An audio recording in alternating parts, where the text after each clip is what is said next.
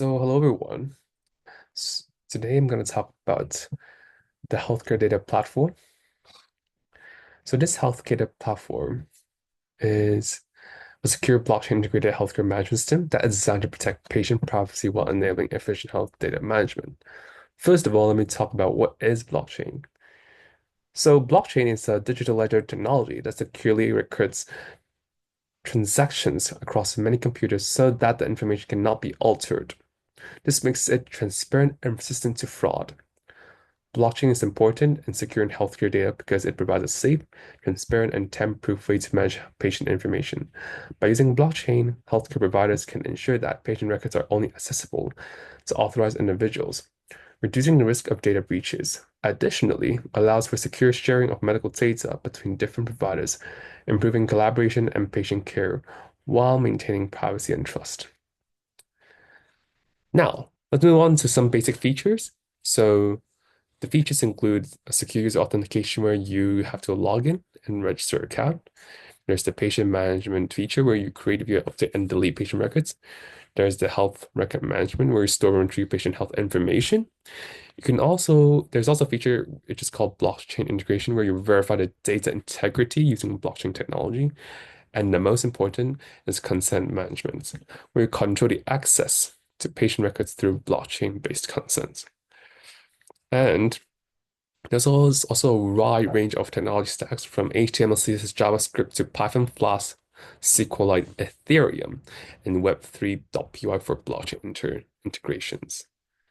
So before you move on, remember you have to have a prerequisite where you have the environment of Python or 3.8 plus version. You have to have pip installed, node.js, and Ganache installed. And just follow the instructions here after you have come to this link. And you have also git clone this repository into your local computer. We can also download zip as well. And then follow the instructions here where it teaches you how to activate a virtual environment, etc. And you have to go. If you want more further details, here are more details. And let's move on to the platform. If you enter your local host link by following instructions, you should come to the login page. So for example, if I want to log in a username or a password, which I haven't done yet, for example, like 8021 JJJ, 8021 JJJ, etc. When I log in, it should come to a page where it says invalid credentials because I haven't registered this username and password. So I have to click the register here button and now click 821 JJJ, 8201 JJJ. So when I register it, after registering my account and logging it, it should work. Yeah, and it comes to the dashboard page. So there are two parts, the patient information part and a patient records part. For the patient information parts, you have to input the ID to provide the patient information, patient name, and a record hash. So first of all, you can input this by saying like 27 like this, or it can generate as well. So it can generate ID or input it. When you generate ID, it will generate random unique ID. It won't generate duplicate IDs. So to ensure you that the IDs do not match, or it may crash, or some of the patients will not be distinguished correctly. So for example, input the patient name as Leon G, and the provider. And here's a short reminder, you can't generate a hash without putting patient information first. Because, first of all, you must enter the patient information as these information, the details here, the provider, the patient ID, and the patient name will be hashed all together into the blockchain to encrypt the whole process. So hashing means encrypting some kind of information. So all these information are encrypted within a blockchain. So let me type some patient information. For example, Leon has heart attack, where His chest feels really painful.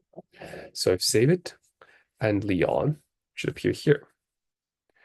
And then, for example, if you generate ID and you input a name and say, oh, here's someone I don't want to type anymore. I just clear form and it's all gone. So afterwards, here's the patient record table. You can scroll down to see. You can see that patient ID is already sorted. And as you can see here, there are 5 columns: the patient ID, the name, provider, and the information and the actions. So here are the information that you've inputted. For example, when you hover up above the information, it will show some details. But if you want to copy or write down or copy the data, you can press view here, which is a view icon, and you can highlight it and copy it. So this pop-up bar has one important thing, especially this part, which is called the blockchain verification. It shows that the data has been verified by the blockchain. And when some data are verified, it means that the data cannot be modified or only be accessed by the platform here to make it as secure as possible. So we close it, and you can also edit the data, or you can also delete the record. For example, I'm going to delete Gene, maybe Jevons. Is there Jevons Chan here? Yep, I'm going to delete Jevons Chan's data. Delete it. Okay, and I think it disappears. Yeah. And finally, here's one important feature of this patient record thing, is that when I want to search record, for example, I want to search something chest-related pain information patients, for example, like this, all the patient with chest pain or all the patients who has chest-related problems will be shown here. So for example, if I click view, it says chest, his chest, or for the second record, you can also see there's chest here. So it means that all these data shows some chest-related symptoms, which is a really good feature because this real-time search feature allows us to reduce the reduce our time to search by scrolling down information, and you just have to type in the keywords and it will basically filter out all those irrelevant data. So after that, just try log out.